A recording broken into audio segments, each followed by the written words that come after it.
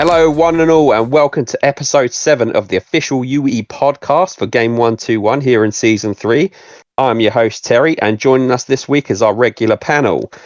Firstly, we have the man who won Sexual Deviant Magazine's Beard of the Year. It's Daryl. How's it going, sir? I actually did win that. You did? Yeah. Makes a change from Rear of the Year. It does. Yeah, I'm good. Good man. And also joining us is the man who last week demonstrated the worst rapping skill since Michael J. Fox was asked by his wife to sort out the Christmas presents. How's it going, Faddy? Listen, mate, rapping is my thing. It fucking worked last week, mate. And if anyone disagrees, you can fuck yourselves. Last week, Dappy from M-Dubs would have listened to that and been like, fucking hell, mate. You would have signed me. What are you on about? There and then. Dotted line. Don't be sitting there not thinking that you don't want an N-Dubs reunion. Don't even fucking... No, God, I just see that prick with that hat on and I just want to slap the fuck out of him. Yeah. How did we get on this week then, boys? Yeah, good, mate. I drew to Colossus Exeter 2-2. I think it was a deserving draw. We've both said that we'll take that. He had injuries. He's got a better squad than me, full stop. And so taking a draw from that. And I aim for a draw as well. So I played certain players to do certain things. And I played a certain system to get that draw. So I will take that. And then I beat Bournemouth in the cup 3-2 with my weaker squad. So second string. Yeah, I did play some first teamers, but mainly all second string. So goalkeeper, centre backs, wingers, striker. So yeah, so it's all right. I'll take that week because I think I think it's a good week. If I'm honest, Sounds good. Draw and a win. Yeah, so it's good. There you go. Norcop been pretty good. Got through in the cup. I mean, beating Gyro isn't the way they've been this season. And I played quite a strong team because I want confidence. But yeah, comfortable 2-0. Drew away to what they call Jugardens. Decent team. Again, I'll take a 2-2 away from home with work that's going on. Brought in a couple of new players again. So they're almost there, to be fair. Norcop in with what I want. Grats. What we do? We won 2-1. What we do? Standard. Yeah, standard. Puts us joint third with everyone else. Only 3 points off Dave because he surprisingly drew. But again, Percy I know is decent man. But yeah, keeps that gap. Keep that gap there. Keeps us in the conversation. Yeah, really good. I'm pleased with how it's going. I concentrated more on my reserves and youth as well. A bit this week. Signed quite a lot of youth players, and they all got off to scoring starts and stuff. So yeah, all systems. Very nice, mate. Very nice. Yeah. Got 120 mil in the bank as well, so going to pick up some points. Fix my midfield essay. Couple of essays. Yeah, there's a couple of things I want to do in the midfield with a couple of players. I think I could do. So yeah, I'm going to pick up a few points this week. Okay, fair play. Yeah, we drew 0-0 with Dan's Bologna. They were top going into it. Obviously, we're sort of floundering near the bottom at the moment, but good win the week before. We got a draw 0-0. I kind of predicted it beforehand because I knew I had to play differently to how, because he's another one he's got a great team, great wingers, really good target man, and I knew it'd be a case of the aerial bombardment and all that. And with my goalkeeper dropping crosses all the time, I thought I had to play it safe and play an extra one in defence. So I couldn't play my usual sort of expressive style that I like to play. But hopefully that changes now. We brought in a 97-37 goalkeeper with presence, reliability and pot. So he looks a business, and he's got 10 for crosses. So hopefully that's the fucking end of that curse. So yeah, but everyone played great. Everyone in the whole team played great. All 80s and above. My goal karma centre back, who's come in because I swapped my main guy to get the goalkeeper in. He got an 83 again. Gilmore got an 89 again. He's been sensational. Yeah, it was fairly decent. Maybe we had a little bit more of the commentary side of things, but a lot of the times I just feel that's just sort of pad it out, and yeah, I don't read too much into it. But it was a really even game, and I think we both would have took a draw probably beforehand, and I certainly would have. There's no shame. He's got a great side, and I've always rated Dan, and I said I think he'll be safe. He'll be absolutely safe this season, not a problem. I think he'll be similar to me, where maybe aim for, if you're being sort of sitting back and sort of not wanting to sort of big yourself up too much, you'd probably say sort of mid-table now, but I think he'll be looking to push on.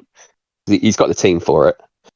It's funny. I was going to ask you, like, how far into the season till you maybe get worried about league position, but you're still only 4 points off top.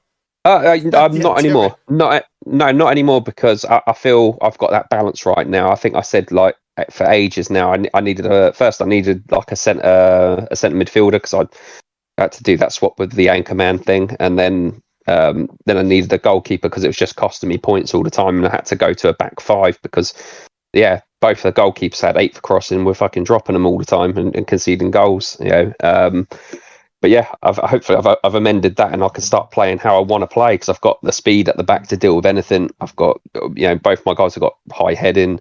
The keeper can deal with crosses. He's reliable. Pretty much my entire back line's got reliability as well. So hopefully we should start kicking on. I've got, like you, Daryl, I've got some cash, some good amount of cash, hopefully for 2 SAs in the next couple of weeks. So yeah, I think we'll start kicking on, pushing on. I think we could take some points again, start pushing up, and show last season wasn't a fluke. Yeah. And we won in the FA Cup. I think I spoke to a few of the guys on chat, and I said I expected to draw with Bologna, but I expected to beat Fiorentina in the cup. They've been really struggling. And then on turn day, I get a fucking message from Percy saying, "Oh, I took them over," and he goes, "I won't tell you the result yet, but I got my turn." So, oh, for fuck's sake! And I fielded like a second string, purely thinking like, oh, I'm just gonna field a second string because they're shit, and they're not set up right and all that. I was fucking dreading that turn. I thought, oh no, they're gonna get turned over. But yeah, we did all right. We won 2-1. So all good.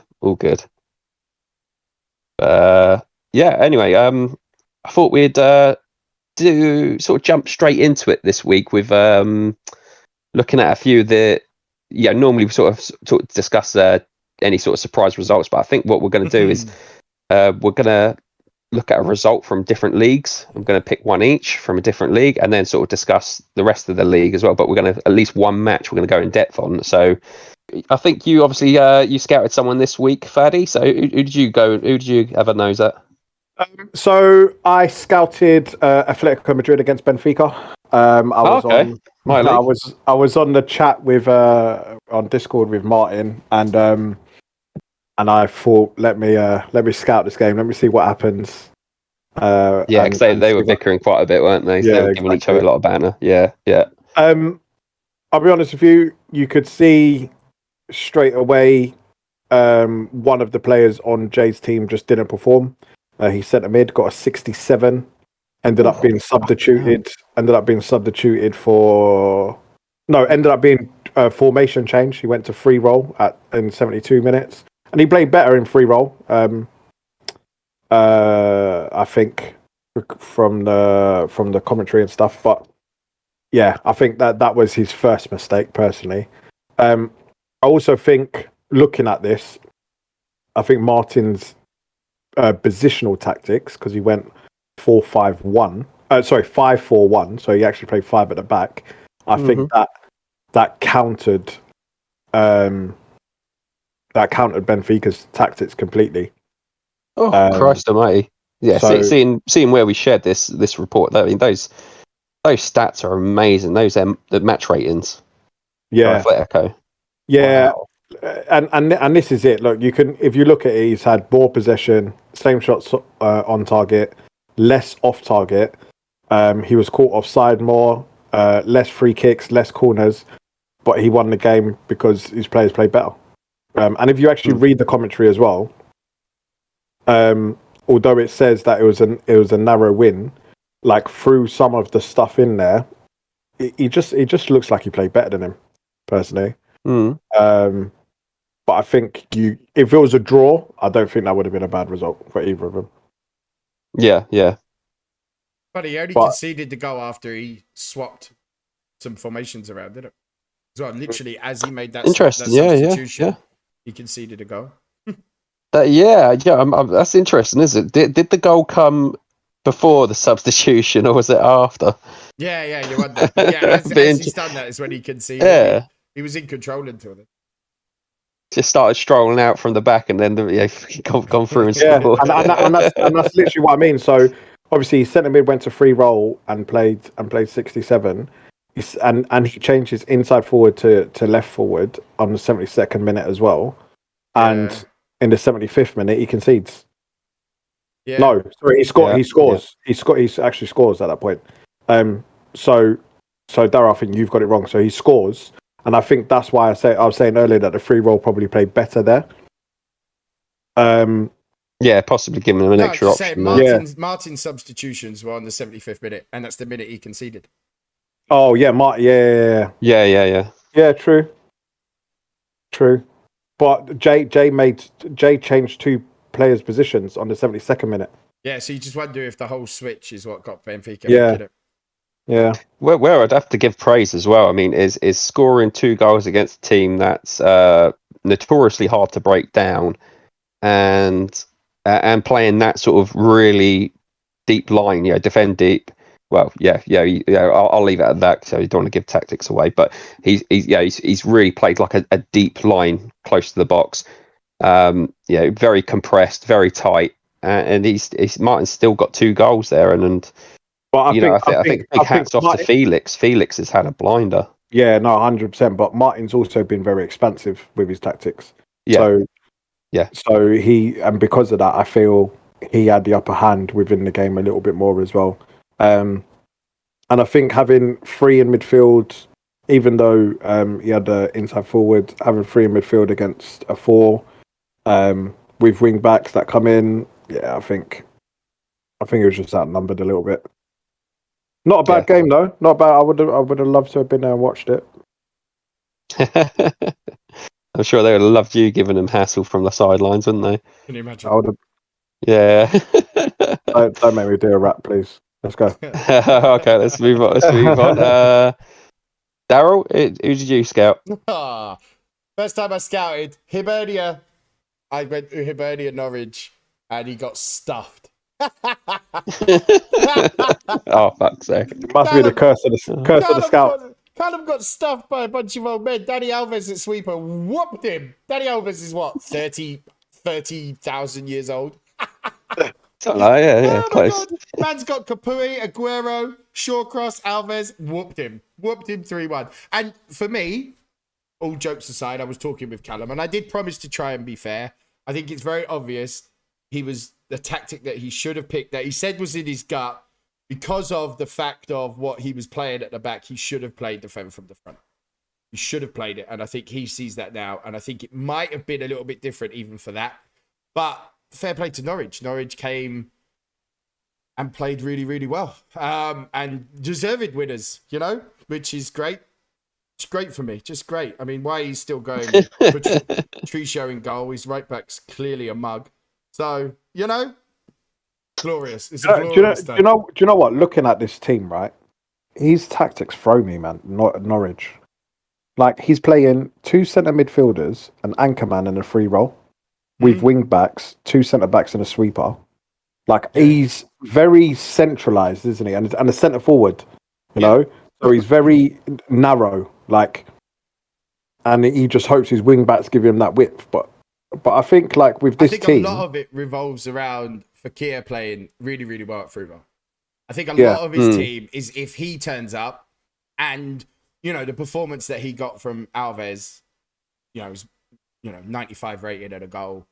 Just can't beat that from your sweeper, especially against a guy like Callum. Seeing that he's got big old Haller up front, which is so gutted because I want Haller. Haller is actually the only target man I've ever wanted in this game. I'm never going to get him now, but Wow. I think he's set up well. I think it's obvious to see where Callum's gone wrong, which is just glorious. It's just glorious. And it's funny, isn't it? As soon as we talk about him bottling it, What's he do? He boxed. Yeah. Problem Yeah. is, he's set up the same 2 weeks running. He's stuck with a winning formula. And at this point in the season, people have scouted you enough to see if you change things, you know? And he hasn't changed things. I think he should have played defend from the front. I really do. With Haller as well. Against, older guys. Yes, okay, I know he's got Ben Godfrey, but I think he should have played that. But yeah, personally, looking at his formational tactics, Norwich, I would have doubled up and played to wings. Yeah, I think I would. Play defend from the front and doubled up and play to wings, and I think that would be a different result for Callum. Yeah, I do think. By the way, as you say, this is great for me, and it took me fucking all day to get the team sheet out of him. You've been trying to prize it out of him. Fair enough. I was cheering Andy Murray, for Christ's sake. You got to help me out. Do you know what I mean? But his keeper was shit and his right back was shit, and that's what makes me laugh, because this is the start of him bottling it. You'll see. He'll finish third. Calling it now. He's lucky that Wealdstone lost as well, because he wouldn't even be up now. And Wealdstone got slapped by Fife in the league. Look, if you were looking at the results, they won 4-0 at Wealdstone. I mean, Wealdstone have been dominant. They got slapped 4-0 by Fife East Dundee. Brutal stuff. Yeah. Goes to show, though, if you get your tactics right, it doesn't matter, does it? I think this one... Or if someone gets them wrong. In Callum's defence, I think this is more he's got it wrong.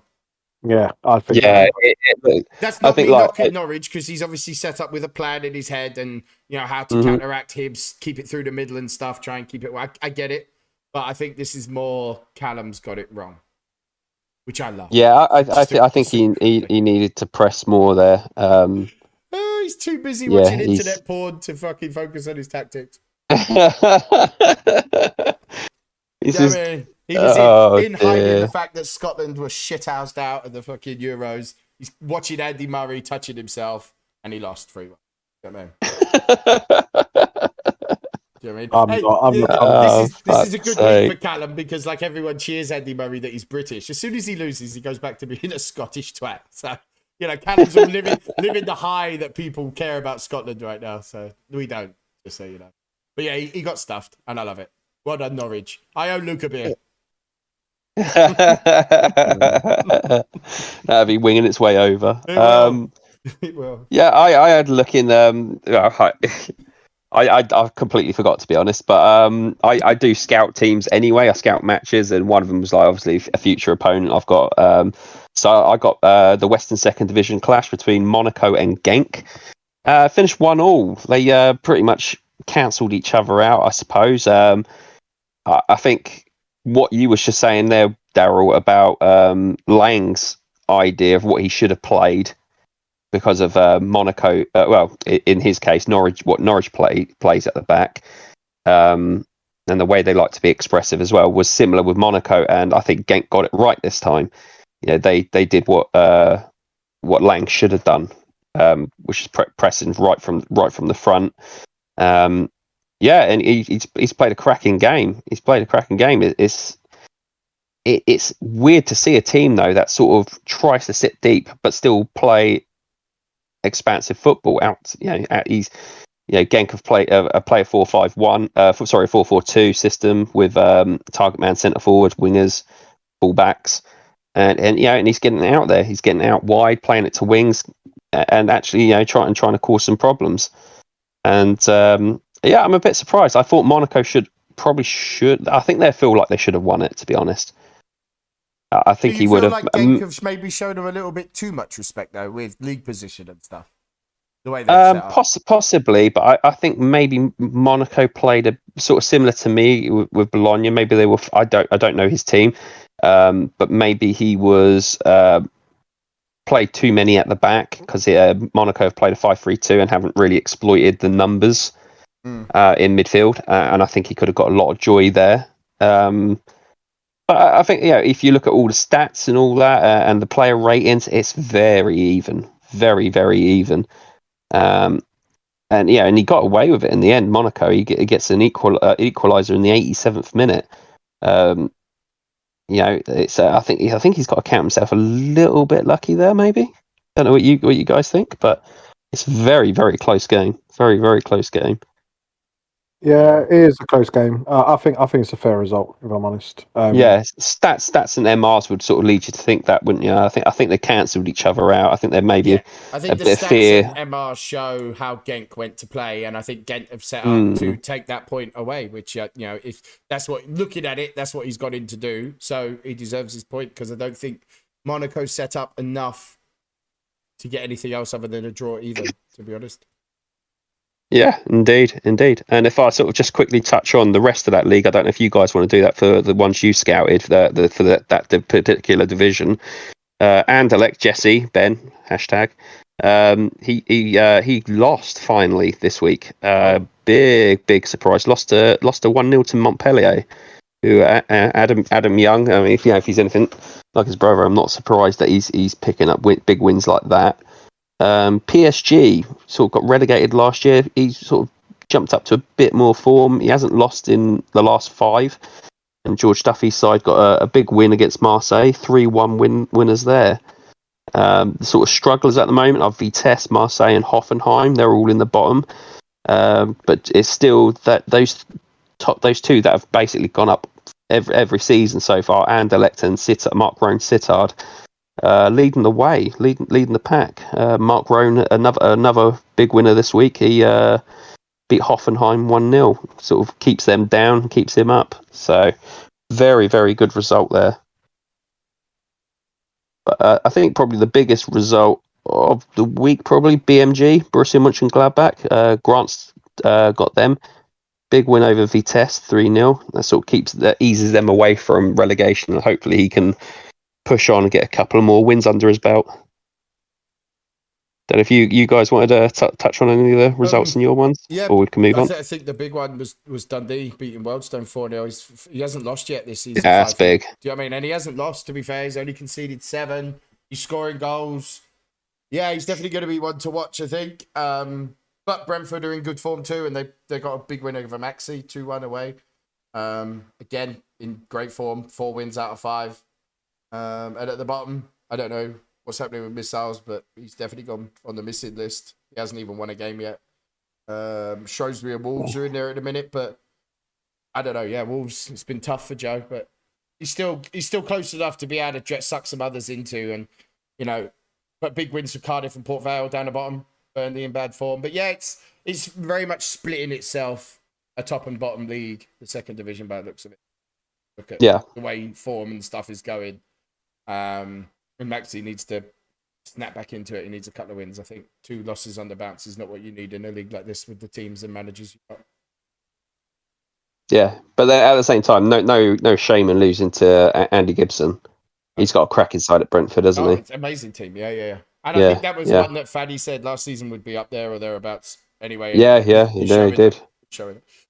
So yeah, but as long as Callum doesn't win the league, I'm all right. And you remember your bet as well, yeah? Yeah. And that's why his performance this week has made me all the more confident that he won't win the league. He's not winning that league. He'll bottle it. He can't handle pressure anymore. He's getting old. Well, we shall see.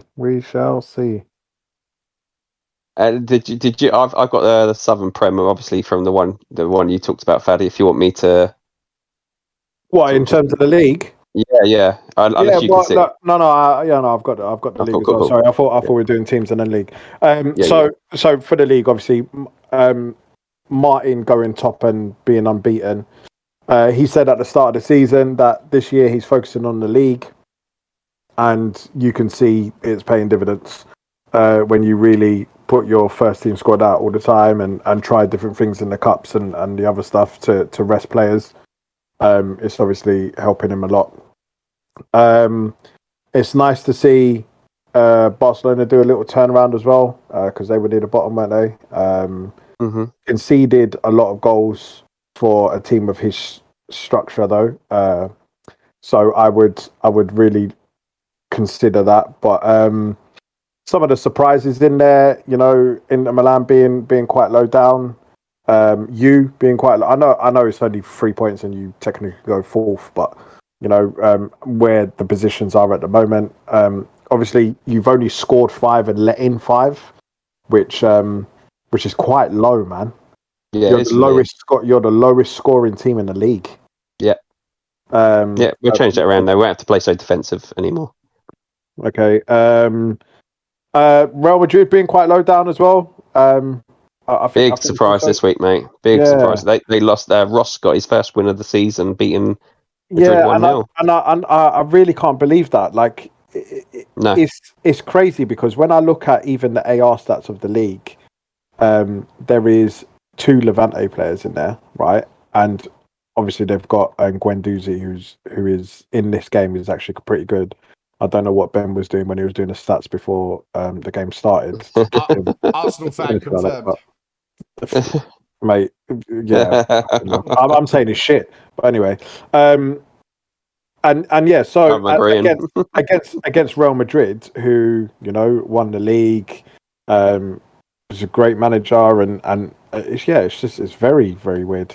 And like the other big result for me is not the Roma. Where's Inter Milan? Juventus Inter Milan. Like that was the one time where Inter Milan really needed to at least get a point. Because Juventus were at the same sort of level as them. They still kind of are. It's only 2 points in it, but where Juventus has got that win, it's really helped Grant now. Like try and create a little gap. Yeah.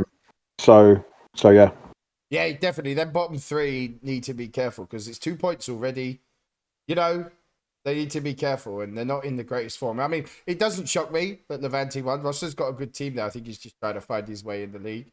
But they need to be careful because otherwise it's definitely going to become a gap soon.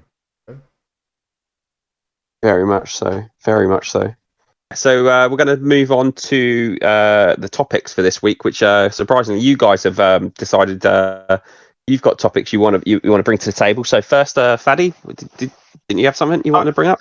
So yeah, I have a situation, right? There is a certain manager that has taken over 3 teams in this one game. Now, for me, first of all, this is a hard format game. You should only be allowed to manage one team, right? Now, although he might not have, he managed 2 of them at the same time, and then he quit both of them and then went and managed another team in season 3. However, I just think like if you're quitting, you've quit. Like if you're coming back to the game, you're taking over like another team. I think all of the stuff that you've done in the previous teams should really be looked into in a little bit more depth. Like, did you quit because you cheated, or did you quit because real life hit you? Do you see what I'm saying? Like what happened? Like that's what I think, and I think that's down to Ben to really make a valid and informal decision on that. So that's the first thing, right? So the situation is this person has sold a lot of players to one other manager on 3 separate occasions with his 3 separate teams. With the 3 teams, each one, right? Yeah. Okay. So the first team, right? Mm-hmm. He sold quite a few players. 3, 6, 9, 12 players to 12 different teams. Okay, so 13 players to 12 different teams. Okay, so there's not really much problem there. No. However, he also sold 2, 4, 6, 8, 10, 11 players to one team. Jeez. Wow. Okay. Right, and that came up to a combined total of 84.9 million. Okay. He then also on his second team, which was a northern team, over the course of the season, he sold 2, 4, 6, 8, 10, 11, 12, 13 players to 11 teams. Okay, these are random sales. Other teams that are managing, blah blah blah. And then that team, he also sold 5 players to one team for a combined total Is it a The different same- team, yeah. or is it the same? No, same team, same person. Oh, right. So Okay. he's made Yeah, 18 sales over 2 teams to one over club. 2 teams. Yep. So the first one was 84.9. The second one was 109.4. Okay. Then Wow. he's quit the game and he's come back, and he's taken on another team, and then he has sold, and he's only kept them for a short amount of period of time, and he sold another further 2 players to that team, to that same team. That's 20 players sold to one team. One Across team 3 different teams. with a combined total of nearly 200 and something million. Fucking hell. Okay. That's pretty big. Look. So what's the what's the question here? Look, for me, and this is saying it with a heavy heart. I think there's been cheating going on. That's I can't say it any other way. There's something dodgy there. I don't know what it is. I don't know how it's done. I don't know if that person is the same person, or if it's 2 different people and someone's been taken advantage of, or are they just friends? Mates helping. Yeah. So what are they? There's so many different options there. Friends, they could be, and it's difficult. It's a difficult situation, So what I would like to know is that question: are they friends? Are they cheating? Or is someone being taken advantage of?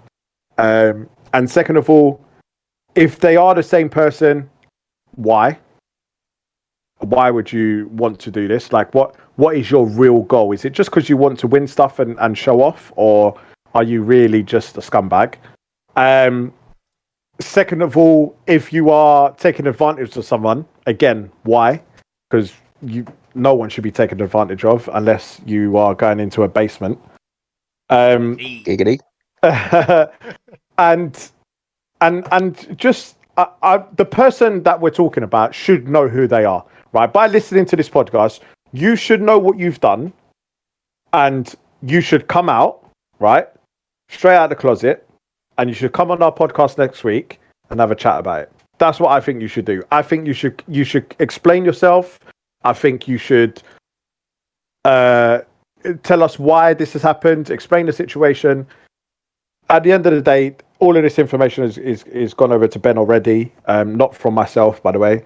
And he's going to do his investigation. So it's really wow. Say, mate. Fucking hell. Okay. See, I personally feel like it's manipulation. I don't you think someone's been taken advantage of? Yeah, 100%. I think it's sweet talk, and yeah, I think it's manipulation myself. And I hate that, because there's not actually a rule broke, is there? Like, it's like a gentleman's thing. It's like knocking the bails off from the bowler end of cricket and nonsense like that. But yeah, I think it's manipulation. I think it's sweet talk in private and scratch my back sort of stuff. I'll help you out, blah, blah. I think it's that.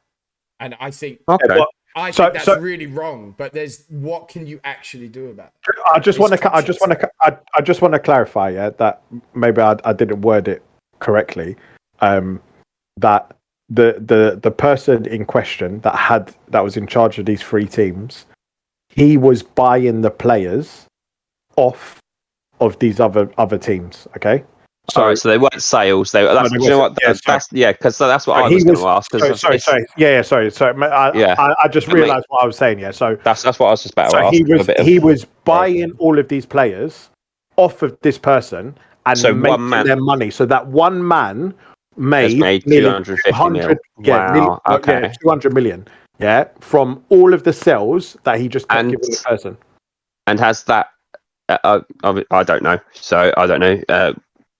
Is it like, is the money going to one guy's one team, or is it someone with multiple teams? So at the precise moment, it's all gone to one team, with I think 1 or 2 going to his second team. Wow. Oh God. No. Mate, there's no way there. There's no way there that you can sit there and say that it's not cheating of some kind. There's not. Like, If I yeah, as always, I'll play the devil's advocate a little bit, right? If I've got 5 players, so that let's say 4 players, I've got 4 players in my first team who are probably, let's say, backups. They would come up to 250 million. So 4 players. So if he's bought 20 plus players, they couldn't have been worth a lot of money. Probably not very good players. So is that guy like just buying shit from that guy just to fill up his reserves and youths? And I mean, I'm trying to be nice and trying to sort of see like the good side of it, that it might not be anything like dodgy or anything like that. But then on the other hand, that's a lot of money to keep giving one person, and if you're doing it at multiple teams, yeah. So the first season he made 85 million. Okay, he sold players 5.6, 13.7, 3.5, 9.7, 6.8. So it's around that mark. Yeah, not really much more than 10 million. The second season he sold 5 players, 39 million, 20 million, 20 million, 20 million, 15 million. Yeah, made 110 mil. Yeah. Then the third season, he sold 2 players at 49 million and 24 million. So obviously these players, like I've got a player in my reserves. They're not bad. Yeah. So, but the problem is I've got a player in my reserves right now that's 101 away, that's worth 41 million that I don't play. Yeah. So do you know what I mean? Like I could easily get rid of him for 41 million. Boom, I'm in the money. That's 4 points. Okay. Yeah. So I still think I sold quite a few reserve players. I don't think any of these are first teamers. If you 20 to make 250 mil, then no. I mean, I made 100 mil out of 6 or 7, because the values are pretty decent.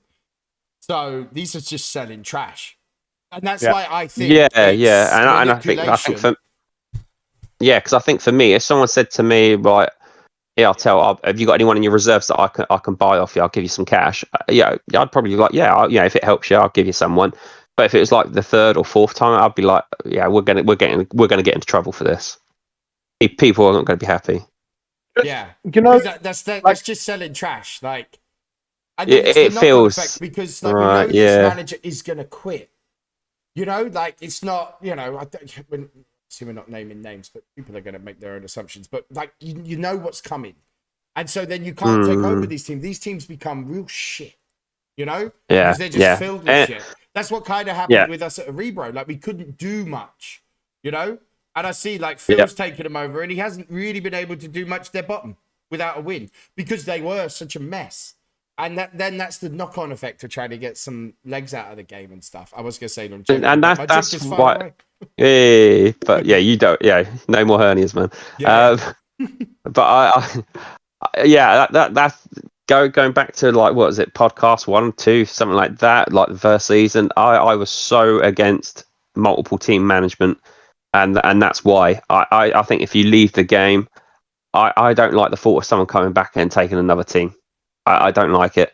If you leave the game, you leave the game. Let them take a not in HFG, not in like the prize, the golden cock of Ben's games. Do you know what I mean?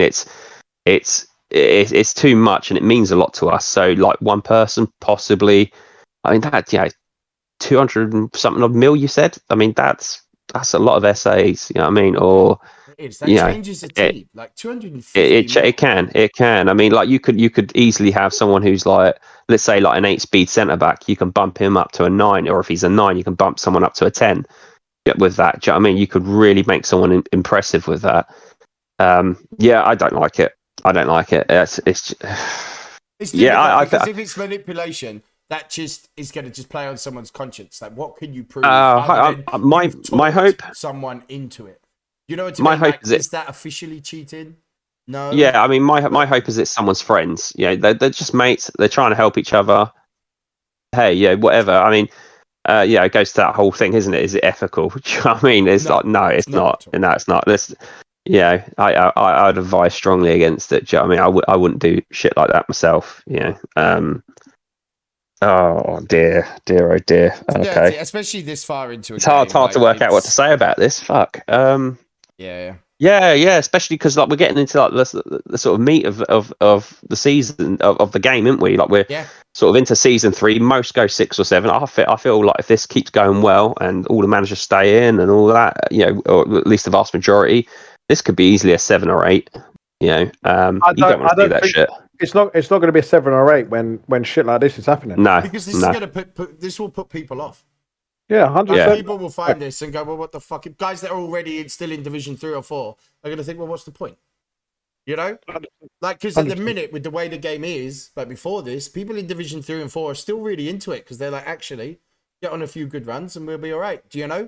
Because they think in the game will last till season 7. You can get out of Division 4, but even if you're in Division 4 now, you can get to the Premier in a few seasons. And so, do you know what annoys me about this, though, is it sort of takes me back to the old games where you would get close to EOS and you'd be like doing your scouting, wouldn't you, of like managed or manageable sides and thinking who that are currently unmanaged, and you'd be like, right, who am I going to raid at EOS? What quality player? And then someone would pick them up like turn 25 or something and throw all your fucking plans out the window. You know what I mean, it's sort of similar for these guys. I mean, like, you could be like looking at someone from that team, and then this guy's coming back like with multiple teams, and then just selling shit left, right, and centre, buying shit left, right, and centre. Maybe you put like a switch limit, like how many teams you can have in one game. Maybe that would be a way to do it. Yeah, I think too. I mean, if you get the first team and you don't like it, if they're paying, yeah, it's true. But then you've got at the same time. I mean, you can afford to lose one manager if they're going to get funny over, that they're not winning or whatever. Do you know what I mean? It's not the end of the world. I mean, you don't want people quitting and all that. We want to keep as many as we can, and if we can all help each other, that'd be great. Yeah. But at the same time, if there's someone who's constantly switching teams and just fucking rinsing their coffers out, just giving it to one team, I mean, that's when bad, it's been man. The same manager over multiple games, maybe it's time to look at something. Do you know what I mean? Like, because this doesn't look good at all, does it? Like 250 mil is a game changer in a hard format game. Yeah, I mean, if anyone knows who this is, just drop me a little private message after, and I could do with some cash. I got a few players I'd like to add an SA to. That's the thing. 250 mil in a game that's being dominated by SAs is a bit of a game breaker, See, this is annoying now because I felt like this has gone so well. Do you know what I mean? Yeah, there's been hardly any fallings out. There's been hardly any drama since, like, say, up till turn 10 of season 1 when it was just the usual bullshit. But then everyone went their separate ways. Yeah, we've got a Discord for certain groups. We've got different WhatsApp groups. I think there's like 4 or 5 WhatsApp groups, and people join which ones they want, and some people jump in a couple and jump back out and all that. And it's working. The status quo is really good. If you don't like a certain thing, you leave it. If you like it, you can stay. For me, it feels like it's been going really well. You don't want to see shit like that. No. Fucking hell. No, you don't. Oh, that's disappointing. That's a downer. It is. Naughty. How they sleep at night. on a bed of fucking banknotes by the sounds of it. Fuck's sake, man. Oh no. Okay. Let's move on, man. We'll leave that. Yeah. Get your opinions in, guys. That's a shame. Daryl, hopefully a happier one. You got one in you? Yeah. So the question I got sent is it right that managers can add SAs and speed to players prior to the game commencing, as the opponents cannot see the changes made and can give an unfair advantage? They didn't want to be mentioned, so they asked me a question. So basically, they got screwed by someone getting added speed and adding an SA that turned him into a different position, meaning that the team sheet he had and the scouting he had done was pretty much pointless for that game and had no clue. They're saying, should it be a week in arrears? So if I, changed an attacker to a midfielder this turn, it wouldn't be before that game. It would come into effect for the next turn. And they wanted to know what we thought. Pros and cons, right? So for me, I think it either way, right? So if you were to do it beforehand, I wouldn't. Beforehand, I don't have a problem with that because if I actually scout a team, you don't get the full information. So in FM, you won't get the full information. If I go and watch them, if I was in real life, if I went to watch them in a match, I don't know what happens behind the scenes. They you look when Mourinho came in. First thing he done is he moved Dyer to centre back. Yeah, which is his actual position. Obviously, managers before have played him CDM, but he's actually a centre back. And for what I don't understand, or you wouldn't have known that first game of the season, yeah, if you're playing Tottenham, because you would have seen all of the games that Tottenham have played last season. You would have known how Mourinho plays, and then you would have expected Dyer to be in centre midfield. Right. Do you know what I mean? So yeah, okay, I'm following. Yeah. So for me, if it's done beforehand, before the game, shit happens. Do you know what I mean? People change positions. People you do different things. Give you another example. Declan Rice can obviously play centre back as well, and he was centre back in the youth team. Blah blah blah. And there's been situations last season where West Ham have played Declan Rice at centre back. You would have known that. Yeah, you know he can play there, but you wouldn't have known that they're going to play him centre back. So you could do all the scouting and all the shit you want. Things can change, man. Yeah. And I think it's a bit like real life. What Gareth Southgate done. No one would have thought he was going to play Trippier at left back on the first game. He's done that with a thought in mind. You know, there's no way that they got into that first game scouting that he's going to play Trippier at left back.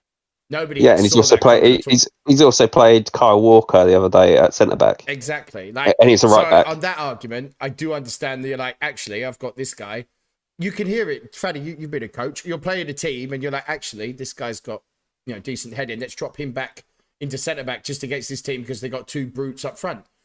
And he's normally a midfielder or something, but he's good in the air. And you think maybe just for this game, he would be better at centre back. So I do agree with that. But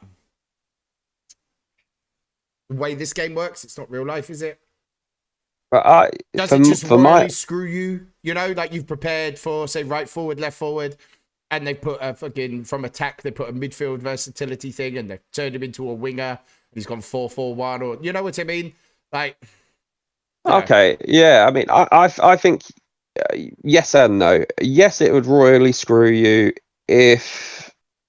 Yeah. I can understand the argument, but I would actually say no, because if you've put an essay on any player in this game, any player, any point in this game, you've already done it. Do you know what I mean? So you've got no arguments because you've done it yourself. Do you know what I mean? If you've upped an aggression, if you've upped in a speed, you've already done it. You've done it to someone else, and we've all done it. Every one of us. I mean, the vast majority of my team has all got essays. Someone's probably looked at a team sheet the week before, they haven't had those essays. Yep. So it's a bullshit argument. Do you know what I mean? It's a cop out. No. Hold on. It's a cop out. No, hold on. Let me finish, man. Let him finish. Yeah, it's a cop out purely on the fact that I'm assuming that obviously you're saying the guy's got royally screwed, so he's obviously lost the game, and I've got a feeling I might know where this is coming from, and no, I don't feel it is, because everyone does this. I mean, if you introduce something at the start of the game saying you can do this the week before and it's implemented before the game, we're all playing by the same rules. We know the score. Do you know what I mean? Whereas if he's going to do something like this where it comes in, it's on your team sheet, but it's not implemented before the match is played, then we'll all know we're on the same page. But that has to be at a start of a game or a start of a season. So no, he hasn't been royally screwed, because we're doing this. Yeah. So I can say yes and no. So in a sense, yes. If you're talking about if Ben said, oh no, it's got to be, it won't go into the match engine, but it has, and he's lost because of that, then yeah, sure, he's been screwed. But he hasn't, because we've all done it. I mean, everyone. I mean, you guys. I mean, I'm sure pretty much all your players have got SAs. There's no SA window where you don't play a game like turn 27, and that's when you can add SAs only. You can add SAs anytime you like. Mm-hmm. So potentially every single week, a manager is looking at your team and not seeing something that will potentially be into the game, going into the match. So I don't think he's got a leg to stand on, because we all know the score. We all know this is what happens. So it's either something that's got to be implemented at the start of the season or the very start of the game, where we all know what's going on, and then we all play by the same rules, or it just carries on as it is, where it gets implemented before the match, and we all know that. So there's no complaints. You can't complain about that, because this has been the same way. It's been like that since I was in 108. There's no argument for it. Look, what I was going to say is exactly that. Is if it's done at the beginning of a game, then it's fine. I wouldn't change anything now. But I think what the person's trying to say is, do you think he's just saying, do you think that it is a fair thing to have? He's not saying, oh, let's change it. I agree. That's what I'm saying. I agree. I think let's change it, but you can't do it now. It's like what we were saying, like with let's say longevity, when we was talking about that. You can't go and change that now, because it's not fair. If Ben's going to do that, for me, I would like him to say right now, saying, oh, it's going to be up to this, or it's going to have this done to it, whatever he wants to do. But it's not going to be implemented till the start of next season. So we all got time. We can all adjust to it. Same with SAs. I'm going to disagree. If you've saved up points and you're going into a match and you've sold all your players and you've got points there in the bank, and you've got this match coming up that, everyone wants to win. We all paying our money to win. That's the ultimate game. And you've got this match and you see, actually, I've got a couple of players here that could really change this game and win this game. I could do something. Why shouldn't you be able to do that? I don't think it's an unfair advantage at all.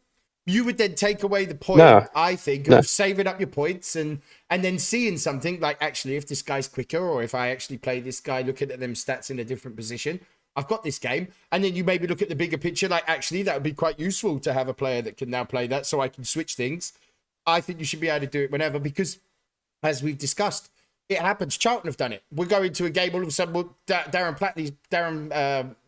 what's his fucking name? Pratley. Was playing centre back, and we moved to like a 3-5-2.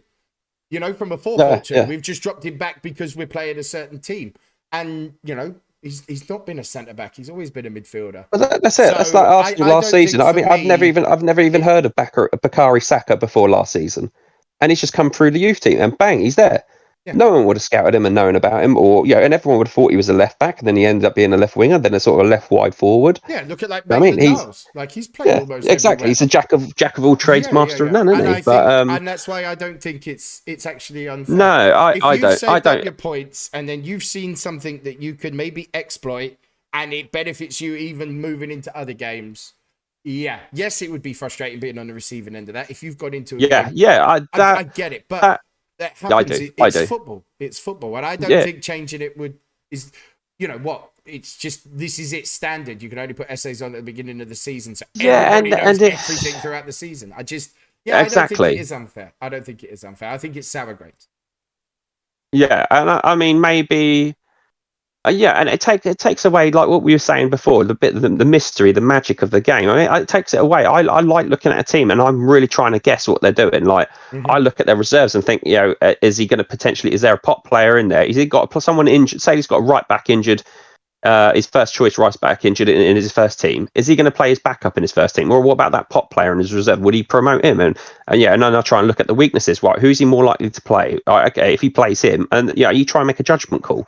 Whilst I kind of see the point of, should it come? I wouldn't like to see it going into, wouldn't like to see it, in future games. Maybe have it, you get it on your match report, but it's not implemented in the match engine for that particular game. That game when it drops, fine. If everyone wants that and Ben can implement that, fine. I'll jump on board with that. I don't mind. I don't want. But that. That's the point. No, I don't. These essays for me. Yeah, see, I don't want it personally, but if like we say, if everyone else said, actually, I would like that, and I think that would be fair, fine, I'd get on board. I don't mind. It wouldn't bother me. It wouldn't bother me in the slightest. But at the same time, to sort. What was it he said? He said I got we've got basically got ruined, was royally screwed sort of thing by something. You didn't. Whoever it is, you didn't because you got outmanaged because they you saw got something outmanaged. that could You got take completely advantage, outmanaged, and they had the Yeah. points to execute it. And I mean, if someone so what's he done? He's upped the speed and made him versatile for a different position. Yeah. That's fucking clever. That's clever. yeah, I don't think that's an And that unfair advantage. should I think that's just no. clever Do you know what? thinking. I would tip my cap to it. I would tip my cap to it. That if I get beat by that, do you know what? I'd fucking phone that guy and be like, fair play, man. Yeah, Do you know what I mean? I'd be like, fuck, but yeah, if you got me good. But yeah, we're all under the same. Yeah, we're all under the same remit. We know the score. This has been exactly how the game's been since. For me, my first proper game back was 108. It's always been like this. So there's no excuses, none at all. We all know the script. We all know how the game's played. It's sour grapes. Yeah, exactly. And we're I've got a feeling I know who it is. I think I know. A bunch of It's, really experienced managers that are going to pull out all the tricks of the fucking game. You have to. Of course, Do you know what I mean? course. So, But do you remember I said to you like season one? There was people. I played, but I actually played that. This is ironically, I played Dan, or I think it was Dan, or it might have been someone else. I think it was Bologna, but basically, I was playing a certain way. I got into it. It was before I really got my tactical hat on. I was playing a certain way, rolling over a few teams, and I think he talked to a few other managers, and they sort of came up with a game plan of how to beat me, and it fucking worked. And I was just like, fair play. Yeah, is it right to talk to other managers? Would other managers do that in real life? No. But hey, it happens here. We know the remit. We know the score. Everyone does it. So yeah, you got to fucking bite the bullet and get on with it. I'm not going to cry over that. yeah. If that's sorry if that weren't Dan, if it was someone else, but I know someone did, and it was like a chat on WhatsApp, sort of like, having a little discussion of how to play against me, and it fucking worked. I got spanked, but yeah, early doors season one. But I don't agree with that. I don't agree with that. I think you've just been outthought, and they've seen something to exploit, and they've got the points to execute it. I don't think that should be punished. Yep, totally agree. No more topics. We're going to move on. Yeah, me and Freddie Yeah. been out there in the trenches this week. Oh, sorry. Yeah, you did. Oh, I like that. That's good. Just quickly, Takes pressure off me. Just before we move on, I just got a screenshot of the person's team that I was talking about. Yeah. Every single player in his team has 2 SAs or 1 SA and pot, or like you can see the money where the money's been spent. Beefed up, right? Yeah. It's naughty. It's naughty. Yeah. Ah, well, fucking hell. So That just sucks. Cheers for making me feel miserable again. So we're gonna move on to the day's transfer roundup if we've got that, boys. Of course we have. Dave's on it. Yeah. These days. I don't know how many transfers I need to do at Norcopin to get a mention in this fucking thing anymore. He's rude. Yeah, and I think that we're going to scrub around the jingle for this week after how terrible the last one was. Yeah. It's a jingle. It's a rap-free zone. Poor fatty. Let's do it. Right, we got a jingle. Are you doing a jingle? No, we're skipping a jingle. Skipping the jingle, I think. Woo-hoo-hoo. It's gone. Go for it, quick. The transfers provide the biggest money mover with Vloit, 26, 104, 37 centre mid, 36 free roll with Pot and GSI heading to Mainz for a massive 111 million. Greed was the only reason such a bid was made, but that tells a massive story. Despite paying well over max, Mainz did sign Hernam, 25, 97, 36 inside forward with composure for 4 million, who then rose to a 98, 37 inside forward on arrival and stands at a max value of 49.8. Rashika, 25, 101, 39 free roll, also moved for massive money this week, heading to Ajax for Wolves of 75 million. Top swap deal. Wolves have competed with Gyro in this game in trying to be the club that can lose the most amount of games. So this week we have Wolves aim to continue that form with letting their best player, Guendouzi, has left Wolves, 23, 104, 39 centre mid with character and determination. And Pot has gone to Levante. In fairness, they got a cracking player in return as Higgs, 25, 103, 38 playmaker free roll with game and com, joins alongside 40 million. Good signing for Ross. 12 free transfers this week with Benfica signing 5, with the best being an 89 OA. Mold secured the highest OA free transfer with Rabotnicki Sirik being, Rabotnicki's Sirik, there you go, being 26, 95 OA, 36 centre forward and target man, and a max value is just shy of 20 mil. Wow, 36% of 95 free transfer. Barcelona started the season poorly, but worryingly for all teams in the Southern Prem, they have won their last 3 games and are flying. This week, they made some major moves to continue their resurgence. First of all, deal completed with Rosenberg sees a so-called grumpy Lewandowski has joined Barcelona, 3,200 and 639 centre forward with GSI and NOS. Leave in exchange for Jose Mildo, 24, 98, 38 left back with 10 speed and aggression, as well as Pot and Soloth, a 96, 36 centre back who is a gold karma player. Barca also signed our old favourite Timo Werner, 25, 104, 40 left forward with GSI and Composure and Pot, in a move that see the following join Montpellier: Hazard, 30, 105, 40 left forward with flair. Aurier, 28, 102, 39 right wing back with determination. And Chuchan, 21, 136 right back with Pot. What a deal. Jeez, what a deal. Fucking hell, he's doing bits. Yeah, Barcelona didn't like starting bad, did they? It's because we called him out. He's like, fuck you guys. Watch this now. Yeah, he's on it. He's on it. He's going to slap everyone now. Fucking hell. The Hammond transfer special. Spurs continued to climb the table this week with a cracking win over Chelsea, and they now bring in Heinrichs, 2400 and 339 fullback, with Pot and determination from Linz. After Linz was Schramm, 2100, 38 centre mid with height, determination and Pot, 10, 10, 9 untrainables. Near 40 mil also arrived at Spurs in an interesting deal for both. Thank you so much, Mr. Hammond. Yeah, thank you very much. Yes, mate. All right, let's wrap it up with the top 5 topics, top 5 sports things for the week. So number 5, managerial appointments in the Premier League this week with What the fuck? with Espirito Santo going to Spurs and Rafael Benitez to Everton. What do we make of this, boys? Rafa going to fucking Everton. That's bad. What the fuck? Like, I cannot explain this to anyone. Like, how are you? Do you know what it reminds me of? It reminded me of how I felt when George Graham went to Spurs. See, for me, as Fucking a manager, I think it's a perfect fit. But that loyalty to Liverpool, like I thought Rafa had a little bit more respect. You know, that's what shocked me. Like, as a manager and how he plays, great appointment for Everton. I think it's just what they need. I think he'll do bits there. But I'm shocked, as I thought differently of him. As a person, it's upsetting. Do you know what?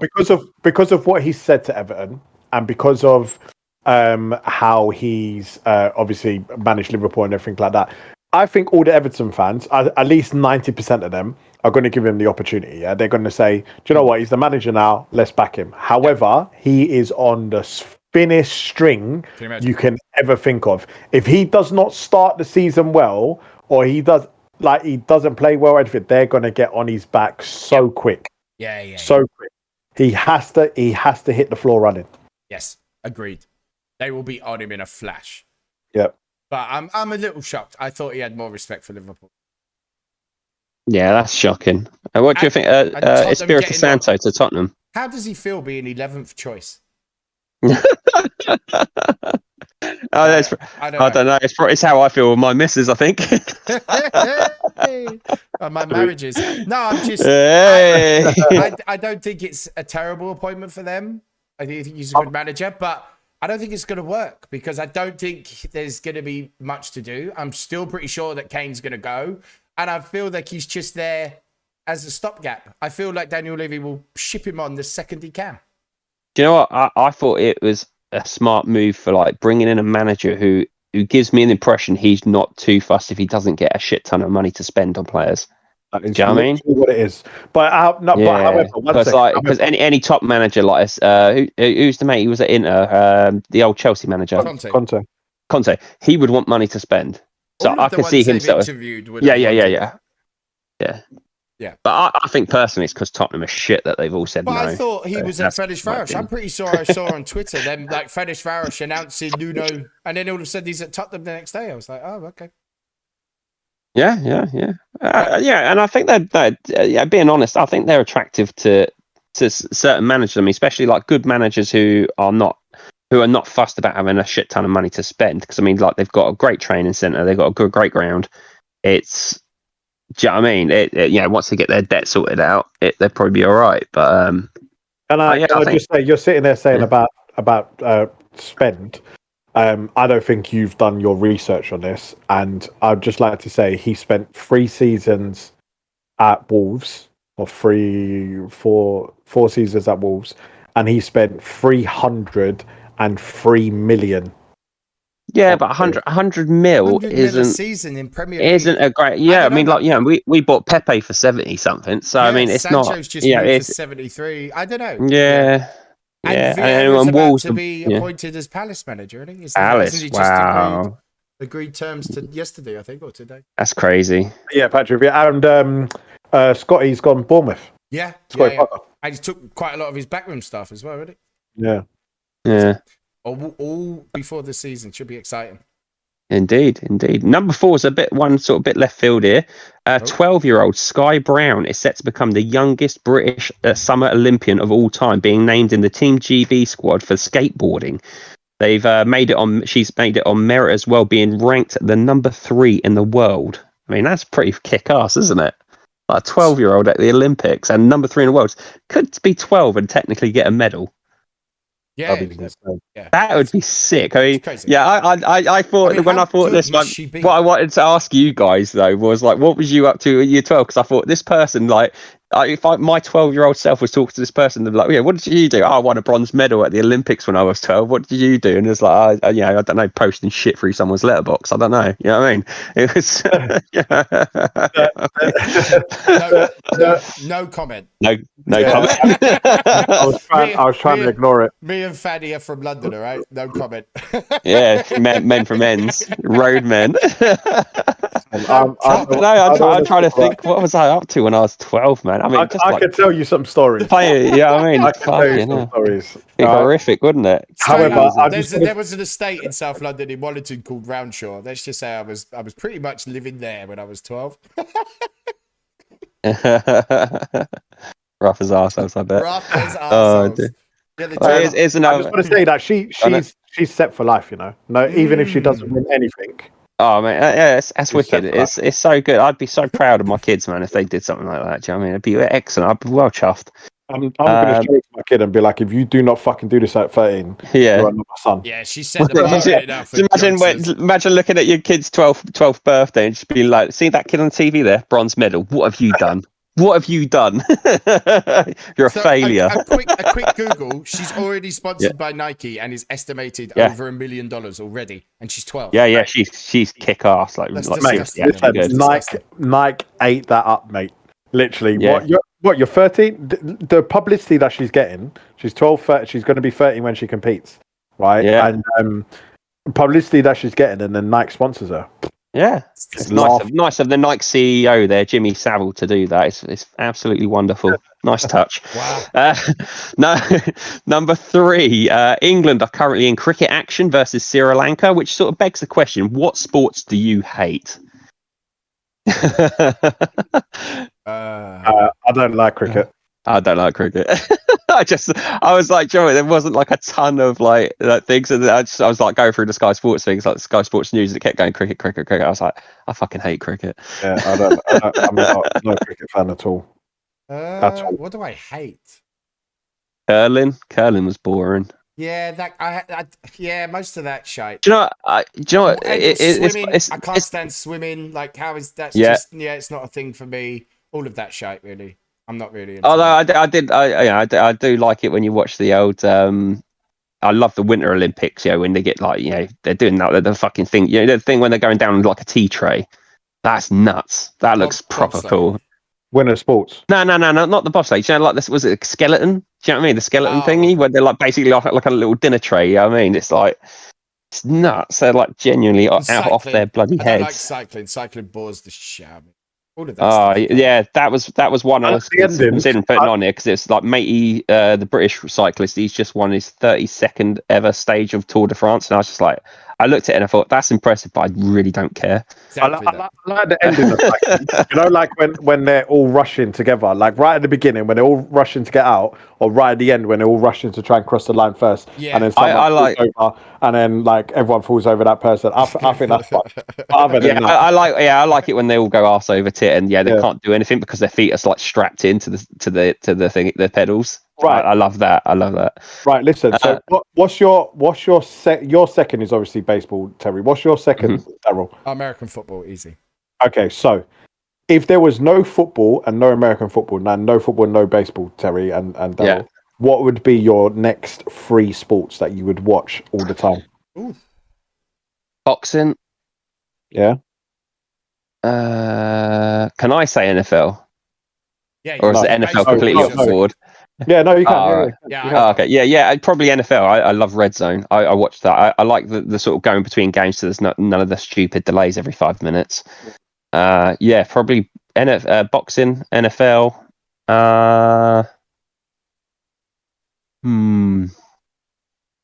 Oh man, that's a tough one. I'll have to think about that. Yeah. Probably for me, the motor racing, the Formula One, cricket. I love fucking cricket, and probably rugby would be a lot more. I watch a lot more because I've sometimes been with Matt. Yeah, maybe the rugby if it was like the All Blacks. I like I like the haka and all that. Quite good at rugby, so that would be in there. But I do enjoy my cricket, and I really like the motor racing. I've really got into ice hockey, to be fair. So ice hockey's cool. That might push them, but that would probably be the three right now. I used to like the PDC darts. Do you know when it was like Taylor was playing though, and it was like they used to have like the Premier League, and it used to had all the fucking all the showbiz sort of pizzazz of that. That was pretty when it was him and Van Barneveld going at it. That was pretty cool. I didn't mind that. But yeah, not snooker though. Fucking hell, I hate snooker. Yeah, I can't do snooker either. So I like playing it though. my next three would be horse racing, tennis, and then Formula One. I have to say, I got right into the Andy Murray match. Yeah, I can't. I could sit there and watch tennis all the time. I don't mind it.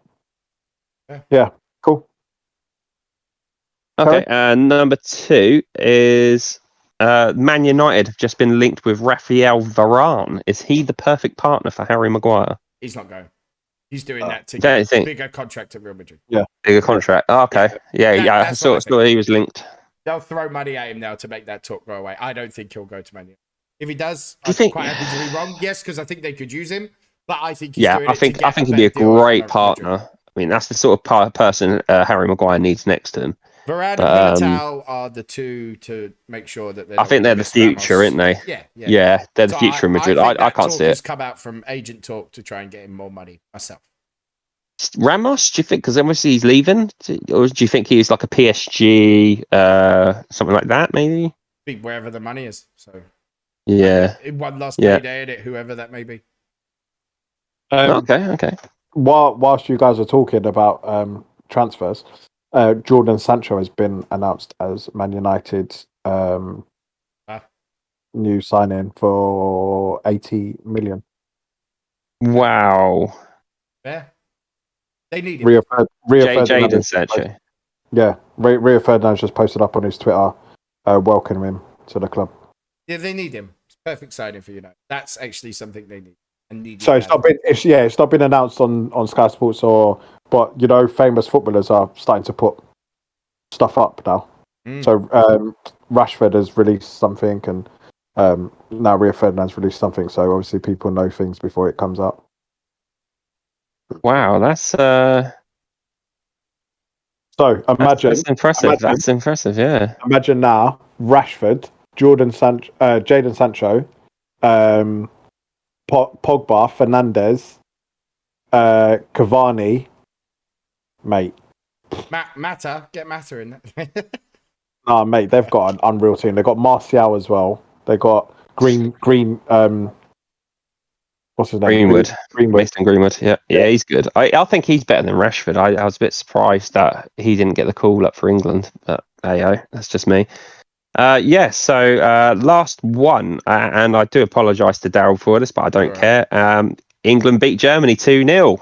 Hey, yes. Is it coming home?